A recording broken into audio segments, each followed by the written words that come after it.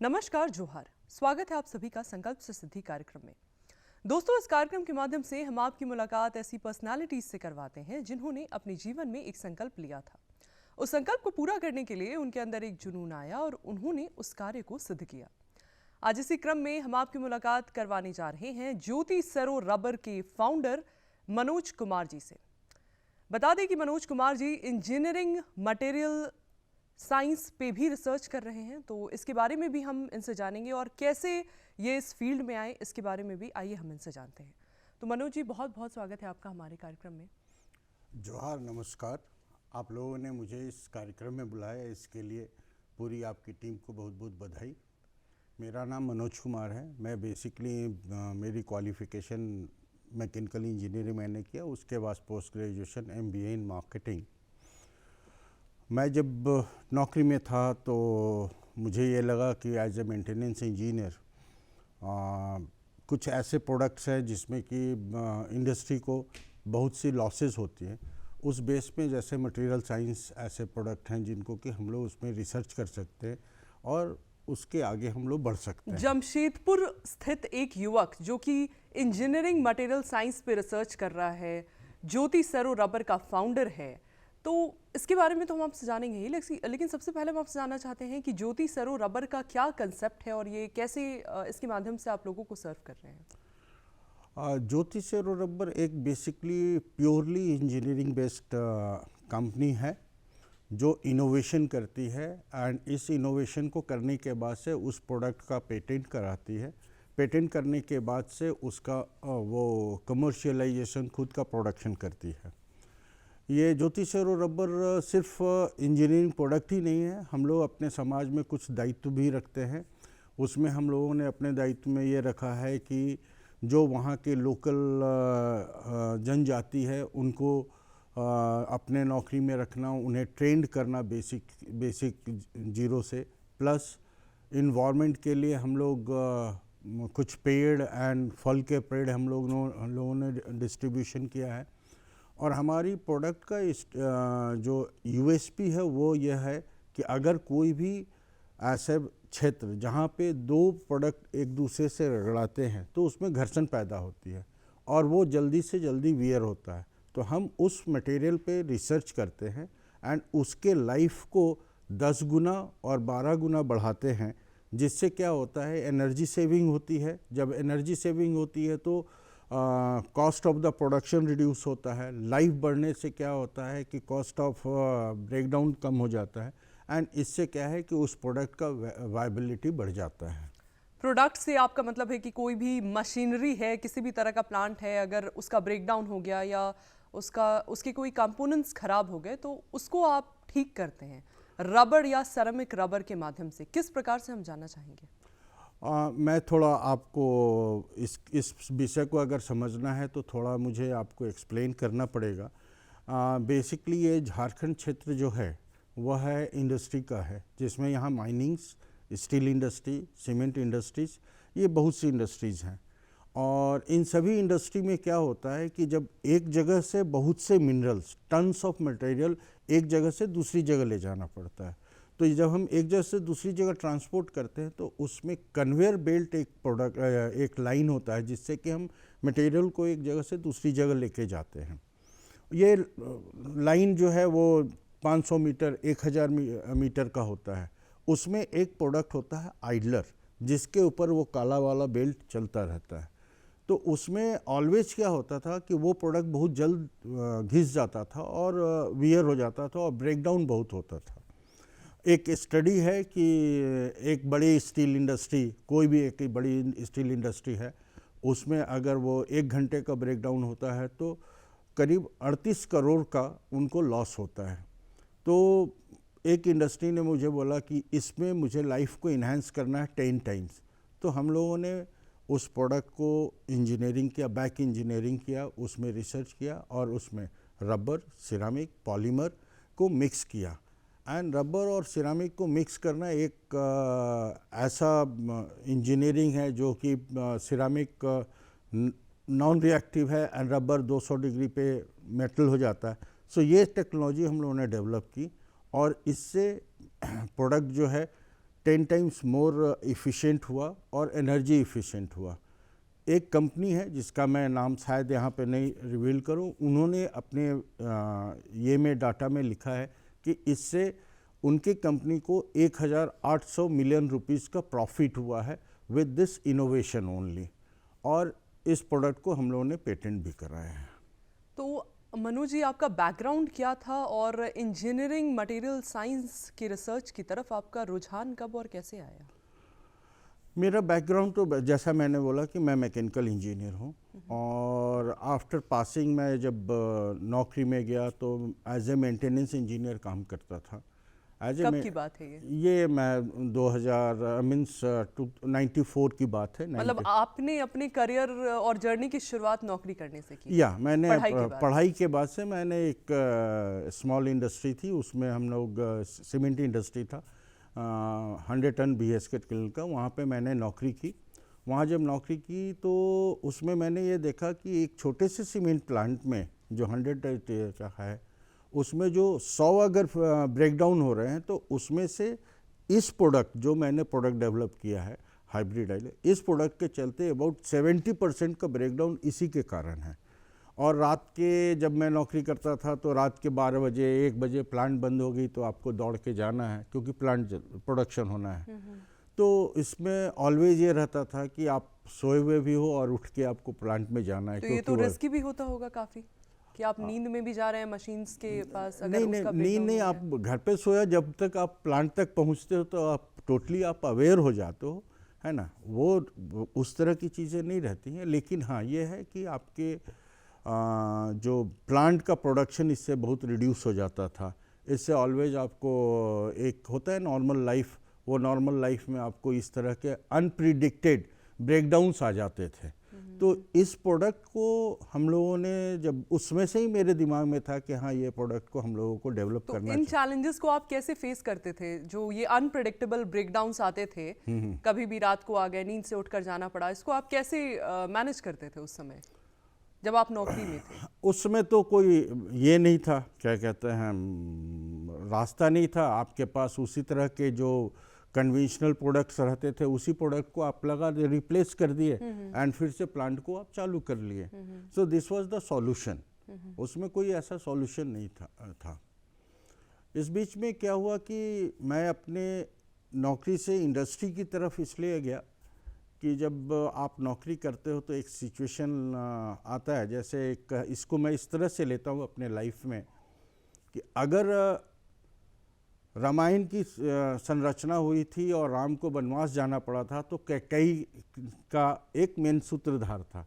तो मैं नौकरी से अगर इंडस्ट्री की तरफ मुड़ा तो इसके पीछे एक ऐसा सिचुएशन आया था जहाँ पे एक फैमिली संवाद हुआ और मैं वहाँ से नौकरी छोड़नी पड़ी और मुझे वहाँ से फिर मैं अपने बिजनेस की तरफ रुख किया। तो आपके लिए वो सूत्रधार क्या था, मतलब एग्जैक्टली क्या हुआ कि आपने फैमिली में काम करते करते नौकरी छोड़कर और बिजनेस की तरफ रुख किया? वो बहुत पर्सनल है।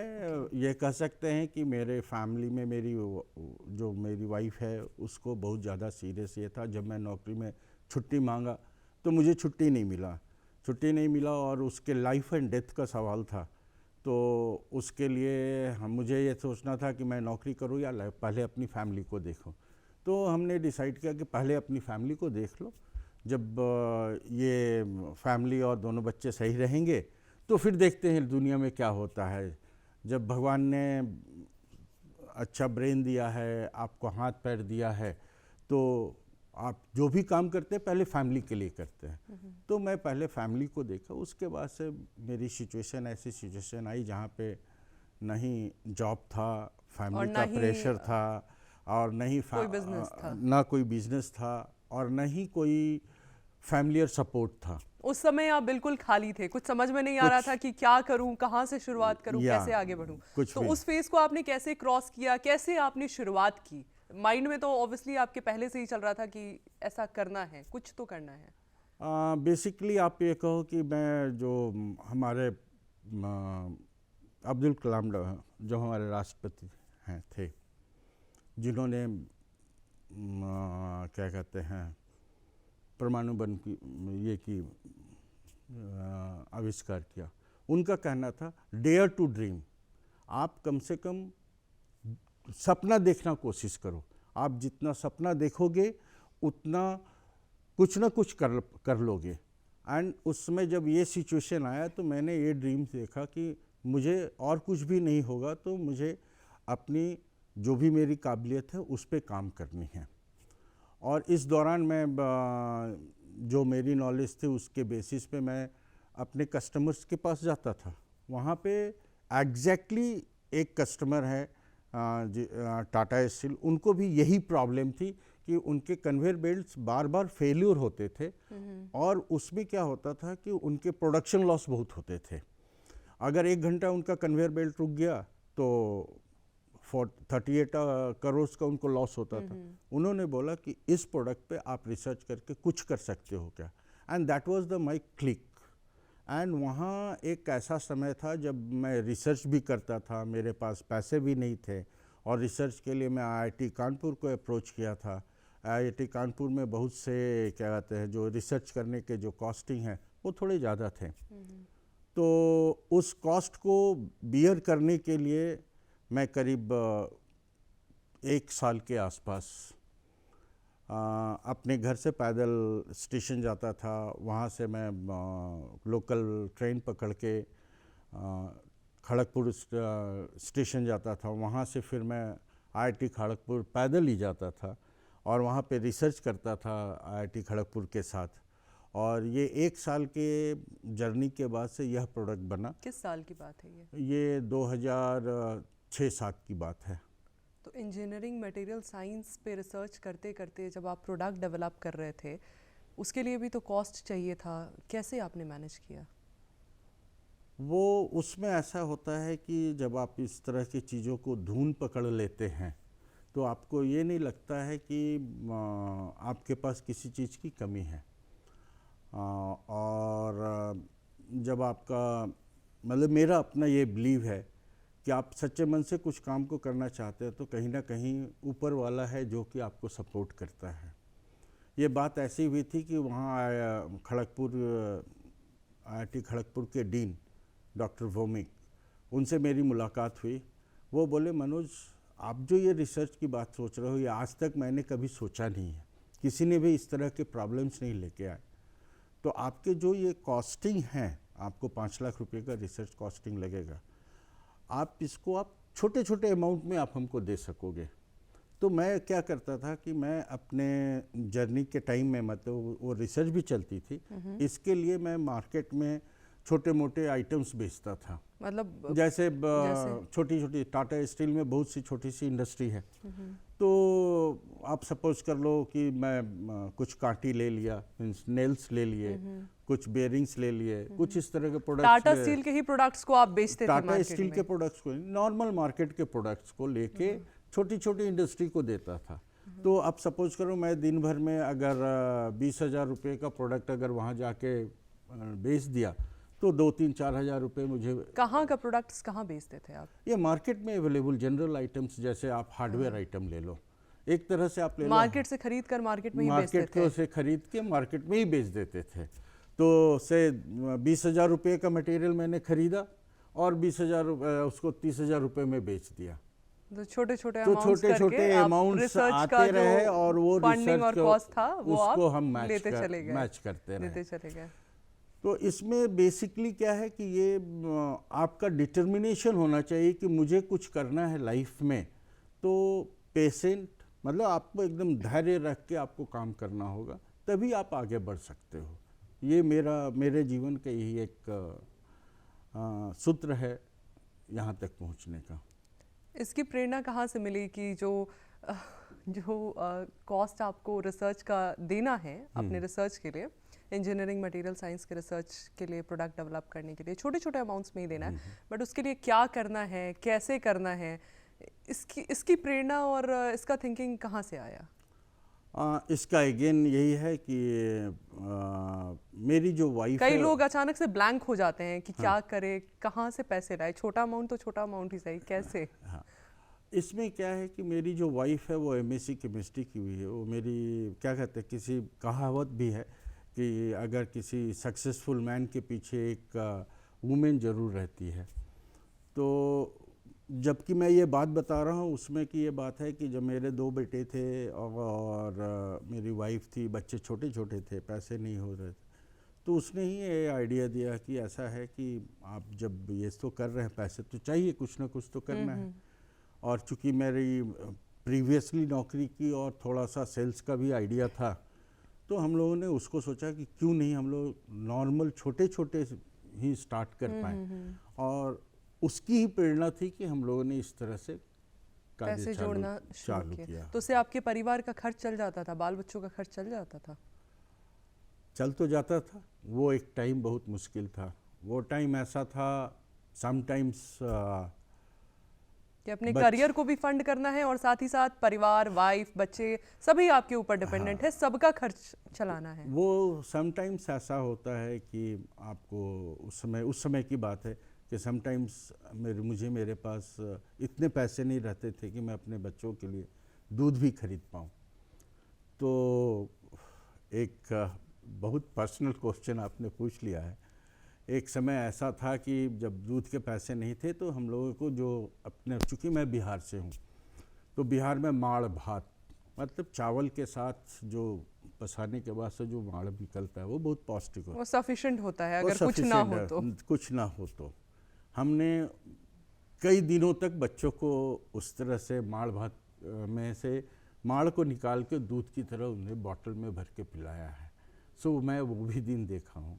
और आज के दिन में मेरी कंपनी के पास करीब 150 के आसपास एम्प्लॉई हैं।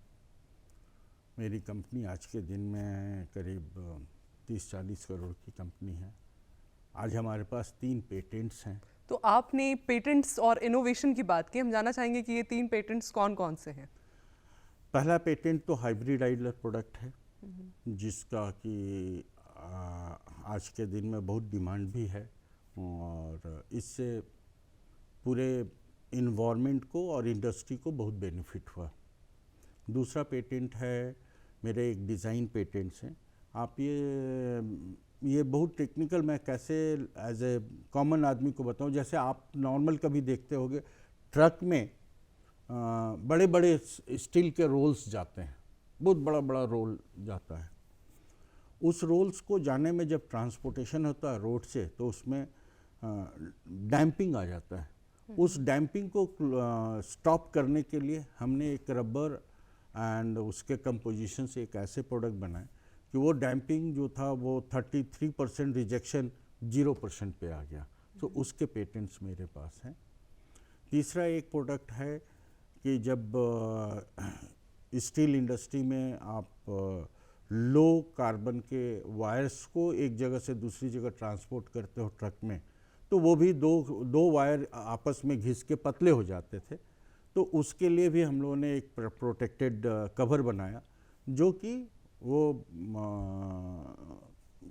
कस्टमर से, मतलब मैन्युफैक्चरर से कस्टमर एंड तक जाते जाते वो डैमेज नहीं होता था, 100% परफेक्ट मटेरियल मिलता था, उसका भी डैमेज 0 हो गया था।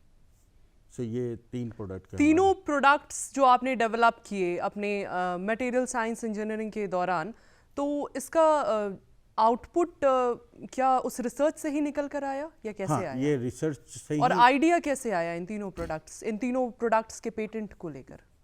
जब आप मार्केट में जाते हो और कस्टमर से मिलते हो, तो कस्टमर अपने प्रॉब्लम्स बताते हैं। जब वो अपने प्रॉब्लम्स बताए तो उसका सॉल्यूशंस निकालना पड़ता है। तो ये जो आइडिया था वो हमारे कस्टमर ने ही अपने प्रॉब्लम्स बताए एंड उन्हीं का हम लोगों ने सॉल्यूशंस दिया। कन्वेयर बेल्ट तो आपने खुद अपनी कंपनी में एक फेस किया, टाटा स्टील की प्रॉब्लम फेस की, जिस प्रॉब्लम को देखते हुए आपने एक इनोवेशन किया और पेटेंट लिया। जी। बाकी दोनों पेटेंट्स का आइडिया आपको कहाँ से आया? वो भी टाटा स्टील में ही ये प्रॉब्लम्स थे। उनका बेसिकली क्या होता है कि जब आप एक प्रोडक्ट को मैन्युफैक्चर कर लेते हो, आप ये सोचते हो कि इसकी कॉस्टिंग 100 रुपये है, लेकिन आपके मैन्युफैक्चरिंग प्रोसेस से निकल के जब तक कस्टमर एंड तक जाता है, उसमें कुछ डेंटिंग आ जाती है, कुछ गड़बड़ हो जाता है, तो वो प्रोडक्ट उसको 100 रुपये की जगह पे उसको 70 रुपये मिलता है, क्योंकि जो कस्टमर है वो जितना डैमेज हो गया उतना पोर्शन कट करके टाटा स्टील को पेमेंट करेगा। तो इससे रेवेन्यू लॉसेस होता था, and that revenue losses huge, अगर आप देखोगे तो बहुत ह्यूज करोड़्स में होते हैं।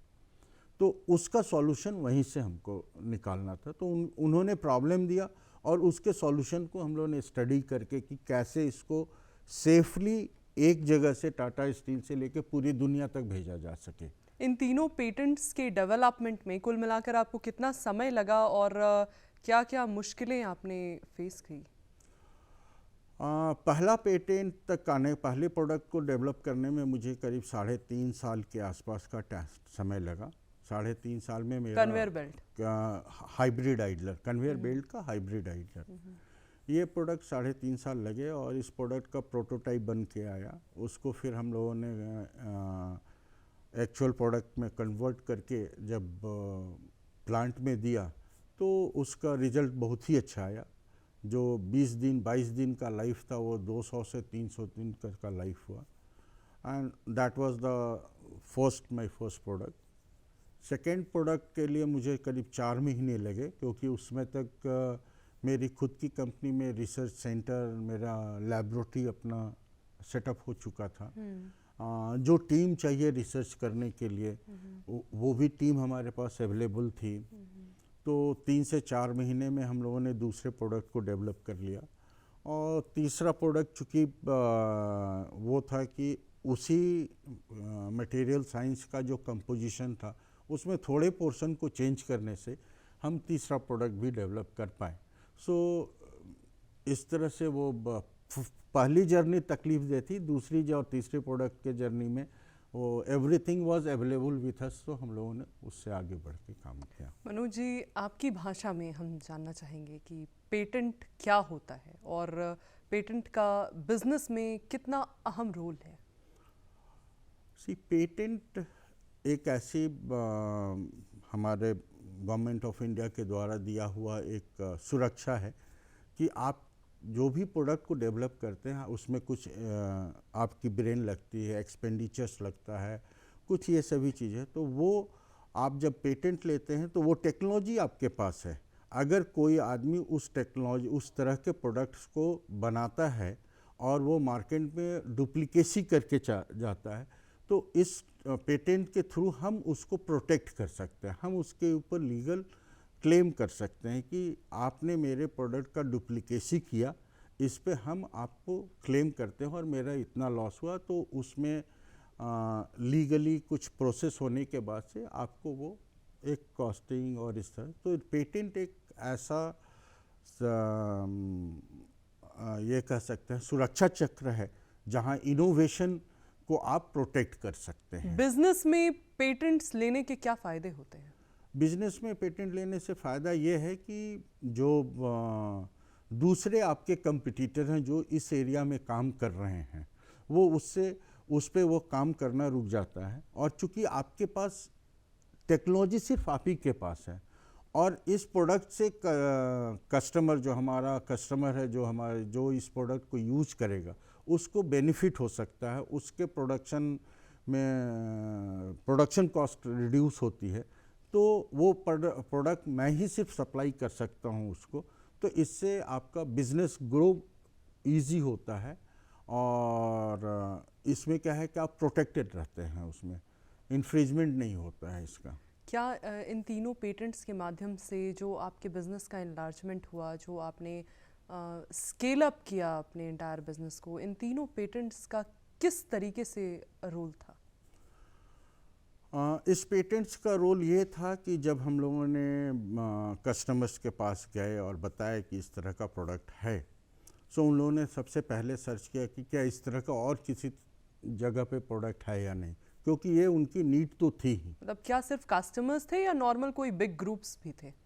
कस्टमर में आप बड़ी industries like Tata steel, west Bokaro Ghato and steel authority of India limited, CIL, then ACC, these are the big industries जो कि इंफ्रास्ट्रक्चर इंडस्ट्रीज इनको कहते हैं, जो हमारे देश के लिए स्टील बनाती है, जो हमारे देश के लिए माइनिंग करती है, जो हमारे देश के लिए सीमेंट बनाती है। ये लोग मैक्सिमम मटेरियल हैंडल करते हैं। तो इनका अगर एक प्रोडक्शन रुकता है तो इनको बहुत लॉसेज होते हैं। तो ये किसी भी स्वरोजगार को अपनाने के लिए युवाओं और सरकार के बीच किस प्रकार का समन्वय होना चाहिए जिससे कि युवाओं के लिए स्वरोजगार के द्वार अपने आप खुलते चले जाएंगे, आपको क्या लगता है? इस पूरी जर्नी में मैं कुछ एक सोशल काम करता हूँ। मैं बहुत से इंजीनियरिंग जो ग्रेजुएट इंजीनियर्स है, जैसे यूपी गवर्नमेंट में मैं बहुत से इंजीनियर्स लोग से बात करता हूँ, मैं स्कूल के बच्चों से भी बात करता हूँ। तो उसमें मुझे एक ही चीज़ समझ में आता है, जब मैं बच्चों से पूछता हूँ, नए यूथ से पूछता हूँ कि भाई आप लोग पढ़ाई लिखाई करके क्या करना चाहते हो, तो वो बोलते हैं मुझे नौकरी चाहिए। 99% लोगों का रहता है कि मुझे नौकरी चाहिए। तो जब मैं पूछता हूँ कि भाई आप स्वराज की तरफ क्यों नहीं जाते, वो बोलते हैं मुझे सोशल सिक्योरिटी नहीं है। तो सोशल सिक्योरिटी ये नहीं है तो किस तरह का सोशल सिक्योरिटी? सर मैं नौकरी करूंगा तो कम से कम सैलरी मिलेंगे और उससे फिक्स अमाउंट मिलेंगे और उसमें कोई फिक्स दिक्कत नहीं हो। लेकिन तो इस सोशल सिक्योरिटी के गैप को कैसे फिल किया जा सकता है, आपको क्या लगता है? मेरे हिसाब संक्षेप से, में हम हाँ, आपसे मेरे जानना हिसाब से जैसा हमारे प्रधानमंत्री बोलते हैं कि आप बियॉन्ड द बॉक्स सोचो, तो मेरी एक ये सोच है कि अगर गवर्नमेंट बहुत से स्टार्टअप्स को बहुत सी बेनिफिट देती है, tax and all this things benefit देती है, इन सभी को बंद करके उनको ये करना चाहिए कि जो भी स्टार्टअप हमारे यहाँ आएंगे, स्टार्टअप करेंगे, वो 2 साल से 3 साल में एक जितना भी जीएसटी पे करेंगे, वो जीएसटी का amount cap off up to 1 CR तक उनको रिफंड हो जाएगा। क्योंकि जब वो स्टार्टअप करते हैं, बहुत मुश्किल से प्रोडक्ट इनोवेट करके आइडिया लगा के बैंक से लोन लेते हैं, और किसी कारण से वो अगर नहीं चलता है तो बैंक पूरी की पूरी चीज़ें लेके चला जाता है और वो डूब जाते हैं और फिर वो रोड पे चले आते हैं। लेकिन अगर ये जीएसटी अगर उनको रिफंड हो जाता है सरकार की तरफ से, अगर वो बिजनेस फेल हो जाता है तो अप टिल 1 करोड़ एक लिमिट, वो लिमिटेशन वो 1 करोड़ हो सकता है, 50 लाख हो सकता है हमारे युवाओं के लिए। उनसे क्या बहुत इंकरेजमेंट होगा जो हमारे। मनोज जी, आप हमारे कार्यक्रम में आए और आपने हमारे दर्शकों को इतनी विशेष जानकारियां दी, इसके लिए आपको बहुत बहुत धन्यवाद, आभार। अगले कार्यक्रम में आपसे फिर मुलाकात होगी ऐसे ही किसी नए व्यक्तित्व के साथ। तब तक के लिए हमें और हमारी पूरी टीम को दीजिए इजाजत। नमस्कार, जोहार।